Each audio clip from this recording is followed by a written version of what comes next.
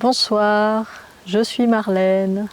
Bienvenue dans cette vidéo où je ne sais même pas encore de quoi je vais vous parler parce que j'avais l'inspiration en venant dans ce lieu de vous parler de la relation animal-humain à travers la communication animale notamment. Et en fait, maintenant que je suis là, c'est plus du tout ça l'inspiration.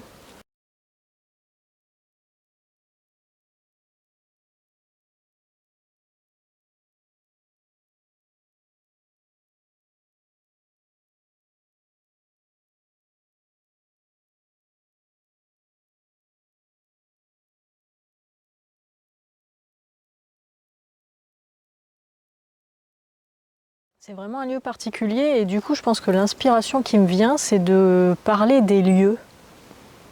Et je ne sais pas encore ce que je vais dire là-dessus. Donc,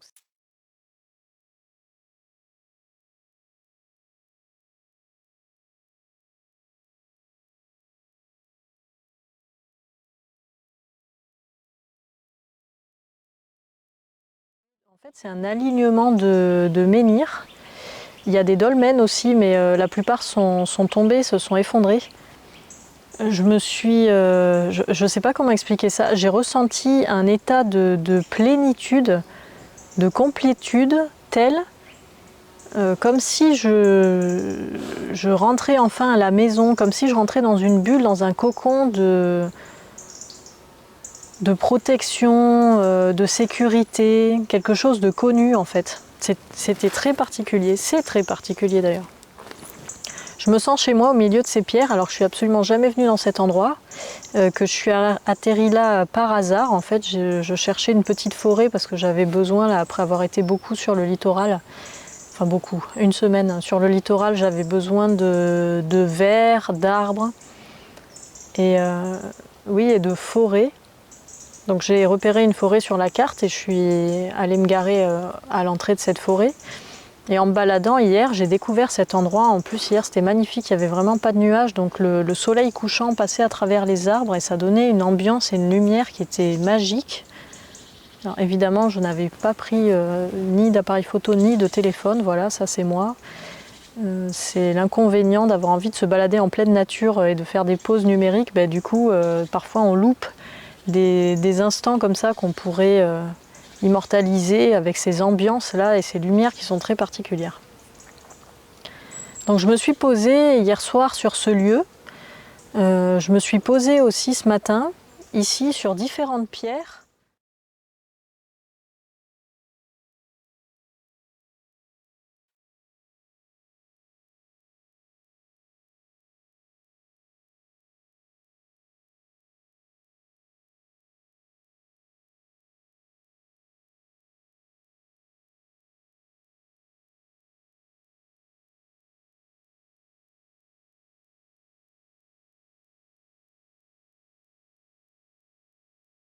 Donc je remercie Isabelle Guérin qui m'a parlé avant-hier lors d'un soin chamanique des tables éthériques. Je ne connaissais pas du tout et c'est comme d'habitude, il n'y a pas de hasard. J'arrive sur ce lieu et là il y a plein de tables en fait. Il y a le grand menhir que vous voyez au fond, je ne sais pas si j'arrive à vous le pointer, voilà c'est ça, là il y a un très très grand menhir ici. On ne se rend pas compte là de la taille avec la perspective, mais il est vraiment très grand et même les rochers sur lesquels je suis, les pierres sur lesquelles je suis assis sont très très grandes. Et en fait, il y a comme un cercle, un pourtour autour de ce menhir avec que des tables éthériques, des tables de soins comme ça. C'est très surprenant et après, plus on recule, plus les pierres sont petites, mais toujours plus ou moins en cercle ou en arc de cercle en tout cas, parce que derrière le menhir, je n'en vois pas. En tout cas, je n'en ai pas vu.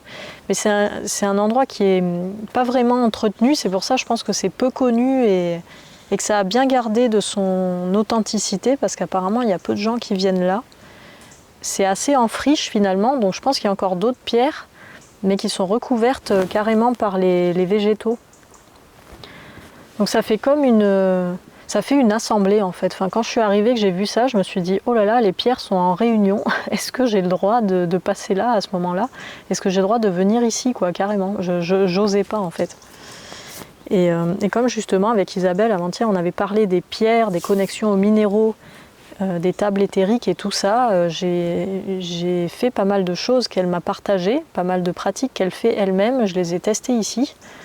Enfin pas tout évidemment, mais je suis là que depuis 24 heures, mais Déjà de demander la permission au lieu de passer, d'entrer, de demander aux pierres si je pouvais m'asseoir dessus, les toucher avec ma main, m'allonger dessus.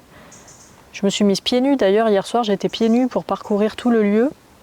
C'était vraiment, vraiment agréable. Moi j'aime pas marcher pieds nus, je marche jamais pieds nus, donc du coup quand je marche pieds nus ça me fait mal, c'est vraiment quelque chose que je fais pas.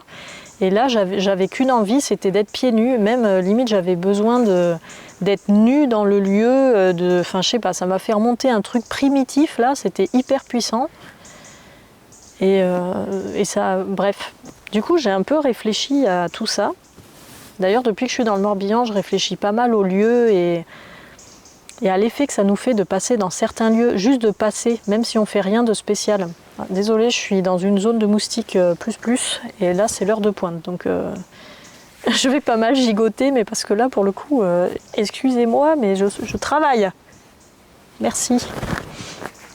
Et oui, depuis que je suis dans le Morbihan, je me suis posé beaucoup de questions sur les lieux, etc. Parce qu'il y a des lieux qui sont vachement chargés énergétiquement. Et en fait, je me suis rendu compte que le simple fait de me rendre dans certains endroits géographiques, même si j'y faisais rien de particulier, ça m'apportait énormément de choses en fait. Il y a des lieux où je me suis délestée de certaines choses, de certaines énergies, de certaines mémoires même, je crois. Il y a des lieux où j'ai reçu des enseignements, si on parlait en termes informatiques, ce qui n'est pas du tout mon domaine au passage, comme si je recevais des programmes, des nouveaux programmes qui avaient besoin d'être installés à l'intérieur de moi, juste en foulant le sol de certains endroits, notamment des îles dans le golfe du Morbihan. Là, je suis allée visiter des îles.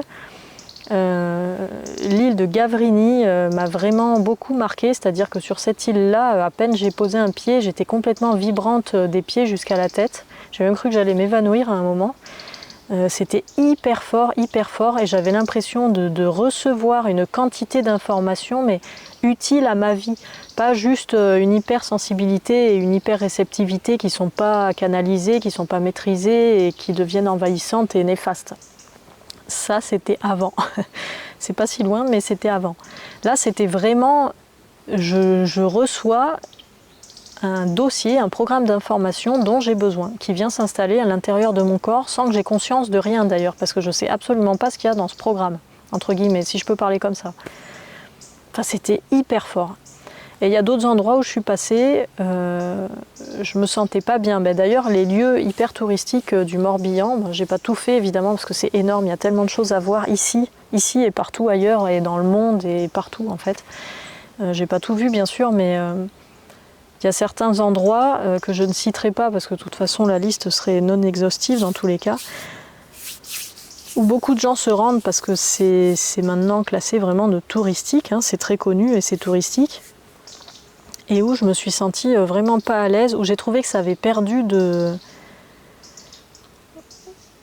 son énergie, de sa puissance en fait. Je sais pas, enfin ouais, c'est nul de faire une vidéo quand je sais pas ce que je veux dire, mais... c'est comme si l'âme du lieu avait été bafouée. Voilà, c'est ça qui me vient.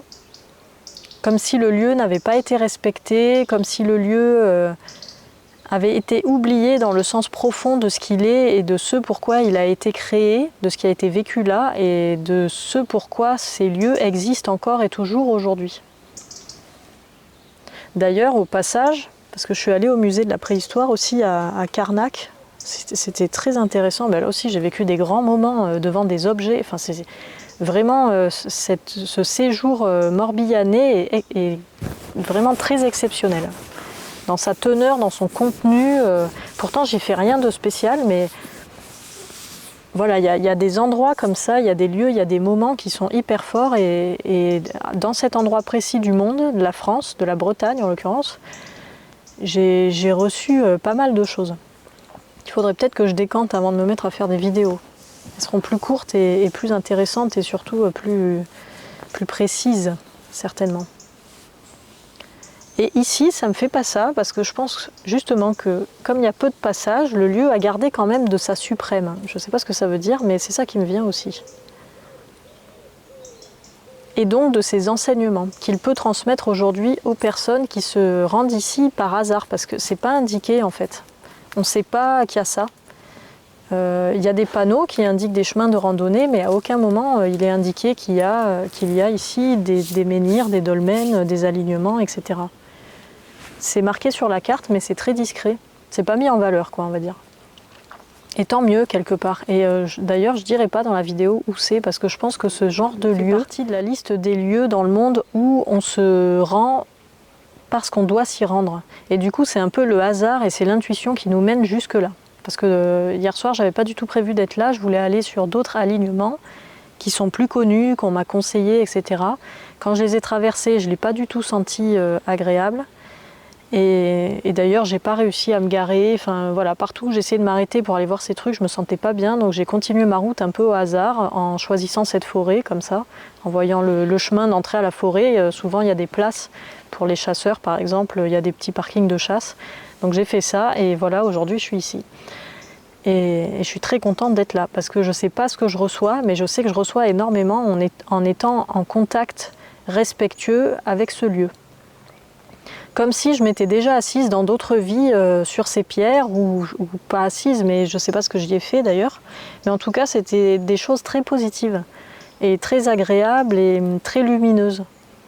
Donc du coup, ça me permet aussi, admettons que j'ai eu une vie antérieure dans ce lieu, ça me permet de reconnecter à ça. Et comme c'était très puissant et très lumineux, ça réactive une puissance et une lumière à l'intérieur de moi aujourd'hui. Et ça, c'est hyper fort.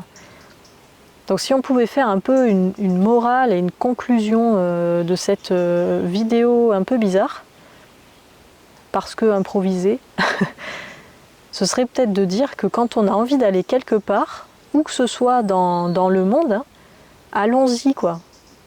Et sans réfléchir en fait, parce que des fois on a envie d'un coup, ah tiens j'ai envie de me balader là, ah tiens je ferais bien un voyage là-bas ou dans tel pays. Ben go, go, go, parce que peut-être que sur le moment, on a besoin d'aller chercher une information dans ce lieu, dans ce pays, dans cet endroit, dans cette balade, avec telle ou telle personne. Enfin voilà, c'est parce qu'on est à un moment de notre vie où on a besoin d'aller chercher une information quelque part, ou aussi, et ou, ça peut être les deux, hein, encore une fois, on a besoin d'aller décharger une information à un endroit. D'ailleurs, c'est intéressant, je le découvre, là, je dois être en train de canaliser là, parce que je découvre ce que je dis au moment où je le dis là. Donc bonsoir, première vidéo canalisée de la chaîne. Bienvenue à tous. Bonsoir, bonsoir. Donc il y a des fois où on décharge des informations parce que d'autres personnes ou d'autres êtres, hein, ce ne sont pas forcément des humains je pense, et pas forcément des gens, enfin, des êtres de la matière, ça peut être aussi des êtres qui sont dans l'invisible, des entités, des petits êtres, enfin des petits êtres, pourquoi petits, des êtres de la nature, des animaux, enfin peu importe. Mais parfois on se rend dans des lieux pour se décharger parce que d'autres êtres vont passer derrière, récupérer ce dont on s'est déchargé. Parce que eux, ça va leur être utile à un instant T de leur vie, de leur existence. Alors quand je dis vie, vous avez compris, c'est pas forcément vie dans la matière, ça peut être vie dans les mondes subtils aussi, dans les couches parallèles, enfin voilà. Je pense que sur cette chaîne, tout le monde est ouvert à ça et a déjà eu des expériences là-dessus. Donc quand je dis vie, c'est pas forcément une vie matérielle, palpable en tant qu'humain. Ça peut être n'importe quelle forme de vie en fait sur n'importe quel plan. Ce qu'on décharge peut être utile. Au même titre que peut-être que là, en venant ici, j'ai récupéré, en me mettant sur une des tables éthériques, j'ai récupéré les informations d'une personne qui était venue se décharger quelques jours, quelques semaines, quelques mois avant. Peu importe ce qu'elle a laissé sur ces tables éthériques, en tout cas, c'est ce dont j'ai besoin pour continuer à avancer dans ma vie. Donc voilà. C'est ce dont je devais parler ce soir, a priori, voilà, dans ce cadre qui est assez magique. Le soleil est un peu revenu, je vais essayer de prendre des photos, de faire d'autres prises de vue vidéo. Et si j'y arrive, ce serait sympa pour faire ressortir la beauté du lieu, faire un montage avec tout ça. Pour vous partager en images. J'espère qu'avec les images, vous recevrez ce dont vous avez besoin de la part de ce magique lieu, de ce lieu magique. Voilà, c'était la vidéo canalisée du soir. Bonsoir, je suis Marlène, je vous embrasse.